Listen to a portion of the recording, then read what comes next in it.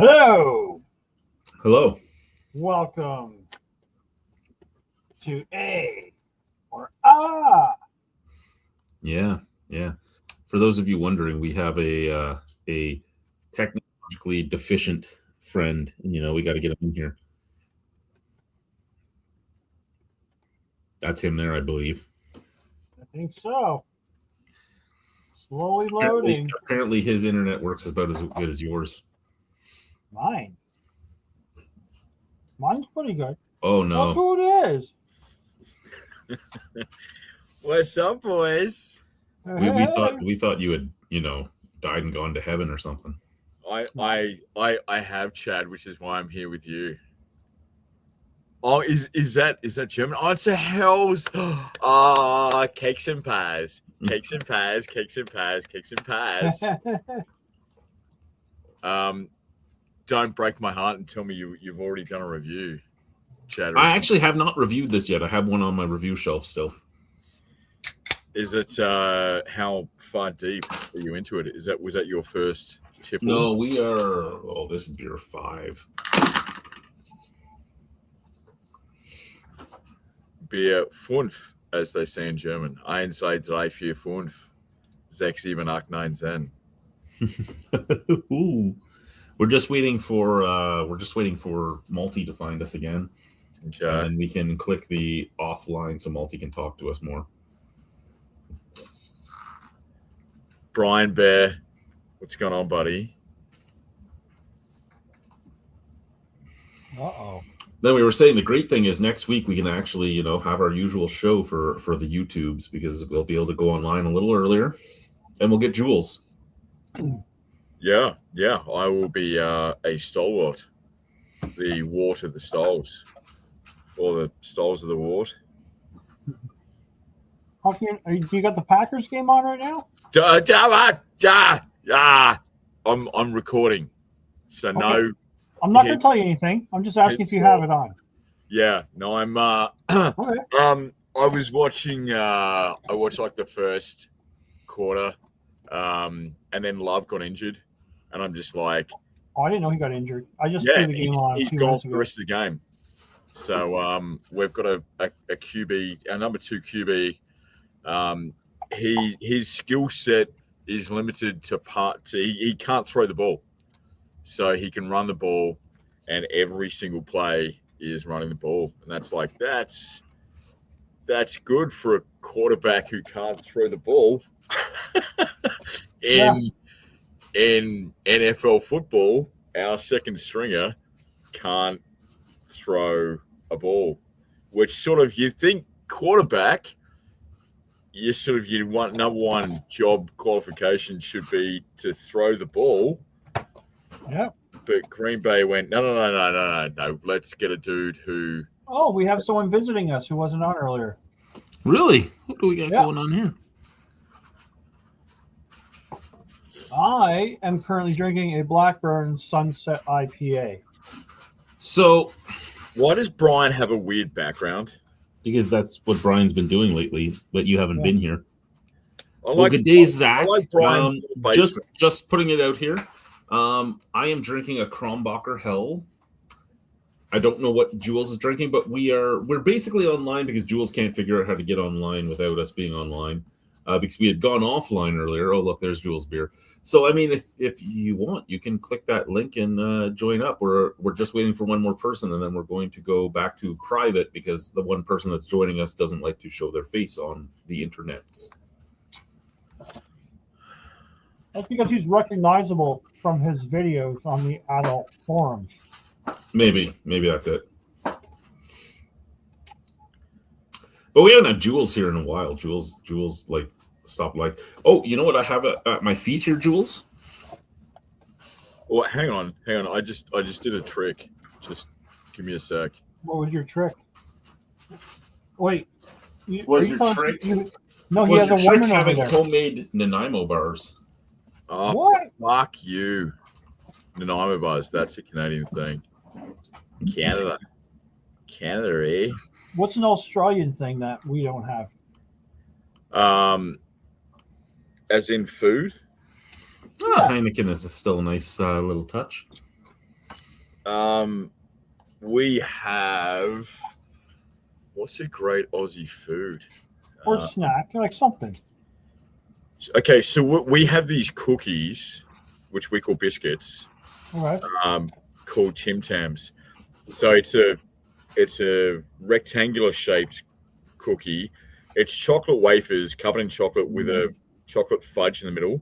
But what we do is you bite off the diagonal corners of the rectangle cookie, and then you have it for breakfast in the morning. And what you do is you get your hot cup of coffee, you stick one corner into the coffee, and you suck the coffee through the chocolate fudge cookie, and it melts the coffee. The hot coffee melts the chocolate, and you get like a coffee chocolatey drink. I actually love Tim Tams. Tim Tams are the shit. They're awesome. You can usually find them at like the Canadian Superstore and stuff. Yes, you can. And the other quintessential Australian food, which is underrated, thank you very much, is Vegemite. So Vegemite it's a spread which you put on toast, or if you're a nutcase, like certain Australians, you can just eat it straight out of the jar. But it looks like a Nutella spread. It's very dark. Yeah. So people think it's sweet. People equate it with chocolate, but it's not chocolate. It's the antithesis of chocolate. Chocolate's very sweet, whereas Vegemite it's a salty paste. So you want to kind of just work it gingerly onto the toast. You don't spread it like a jam because it'll blow your head off, but you kind of dab it around the toast, and you get like you've got to have heavily buttered toast. So you get the creaminess from the butter, the crunch from the toast. Heavily what? Buttered. But her? Yeah, I'm getting that what way. What about her? And then you get the salty zing of the Vegemite, which, Julian wins the conversation. So, that looks like Brian's cap. Yeah. So, what's the weirdest thing you've heard Vegemite put on? My penis. So Vegemite goes exceptionally well. The other trick which Australians do, which sounds disgusting, but is, if you paid attention to my description of the toast, is you have said toast with Vegemite, and then you put cheddar cheese on top. Beautiful cheddar, because cheese and Vegemite, cheddar. Or you just get cheddar and you spread Vegemite on top of the cheddar, because you get the salt of the Vegemite and the creaminess of the cheese. So cheese and Vegemite is probably what most people would think is disgraceful. The other thing which we do, you've heard of meat pies, which Australians invented. Yeah. Is we have this thing called a pie floater. So a pie floater is where I'm from South Australia, Adelaide. Yeah, Adelaide. I really miss Brian's basement. And a pie floater is a pie sitting in pea soup. Because peas, you get a sort of a minty kind of acid, and that helps cut through. Yay! Brian makes me happy. And that kind of cuts through or balances the heavy fat content of the pie. So you get the meaty richness. I'll change it. Yeah, it was 6-3. Hockey. I got hockey on. Yeah. What's This is a nice basement, isn't it? Yeah. How are the Flames going? That's the game on right now. They're winning. How are they going? I haven't seen one NFL score this year. I don't know how the Leafs are going. Habs, anybody? No, the Leafs lost tonight. But are they competitive? Who's competitive? The Leafs are not doing as strong. Hey, Chad, you're looking over your shoulder. Is Santa Claus, is he multiplying? Yeah. A multiplicity of clauses. I must say, I like your beard, Chad. Thank you. Very yeah, isn't it nice? It looks well manicured. It doesn't look roughage. You should ask your wife to get you some beer, beard products for Chrissy. Nice. Did he dress up as the Grinch at all? Not yet this year, actually. Oh. He's pissed. He's pissy because he's working Christmas Eve and I'm not, so he can't have Santa with him when he's at work. Fair enough. Hey, Zach, have you had the Heineken Silver? If you're still here. There's nobody here.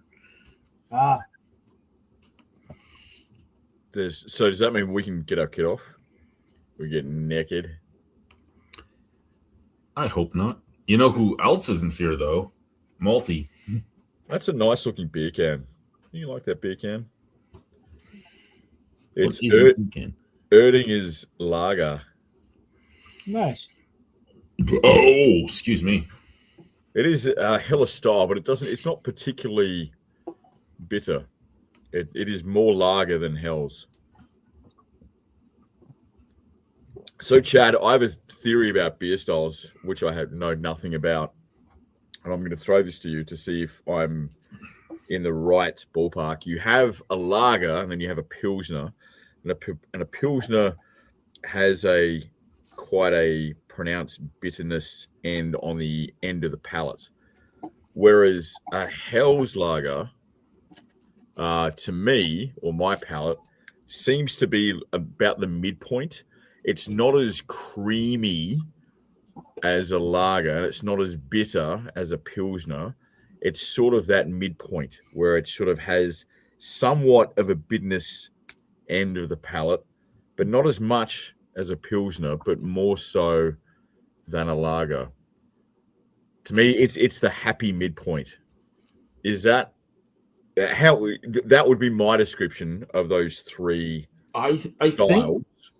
I think how would you describe that? When you look at a lager, right? When you say lager and you're just thinking lager, a lot of times they're talking about like an American adjunct lager.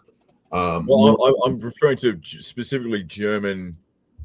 Forget the bastardized. Well, the reason I bring that up is the way the styles go is like a Helles is just your average German lager nowadays. Now, whether or not like when it changed to that was the big thing, I'm not 100% sure. But like if you say a Helles, you're thinking like a Eastern European lager, basically. Okay, so hang on for 1 second because I'm going to provide you with some context. Un momento, por favor. Like this is a lager. It's Calgary lager. It's a lager. I'm really saddened that that Malty's not back.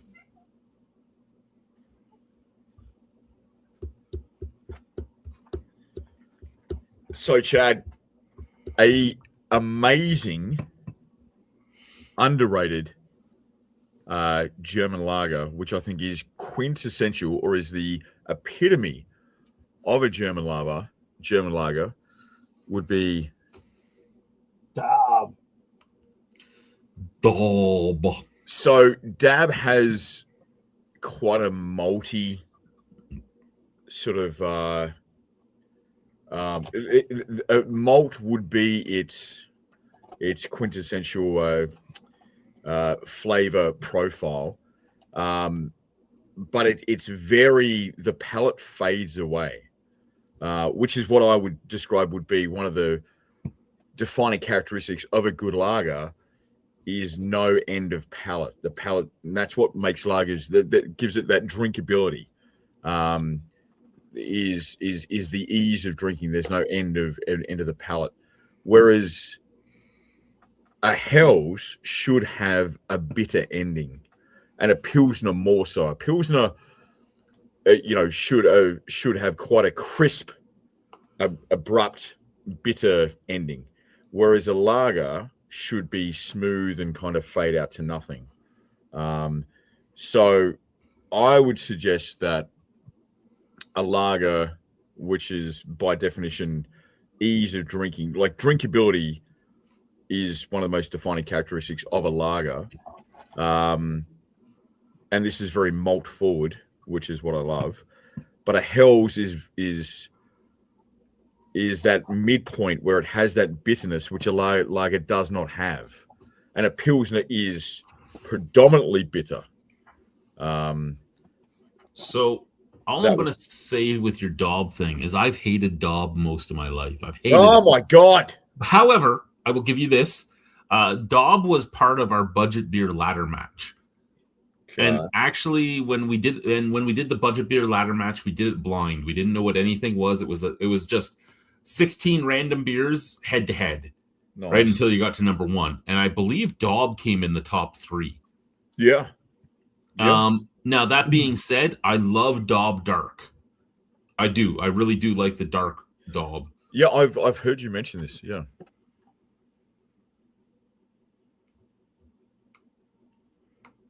It's just like blasphemous, I know, but I was never a fan of Pilsner Urquell.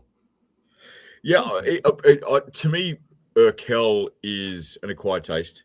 I initially tried it, but again, I put Pilsner Urquell in the sort of the steam whistle category, where it's people are expecting a lager and get an abrupt bitterness at the end, which, if you're not expecting it, can be quite off-putting.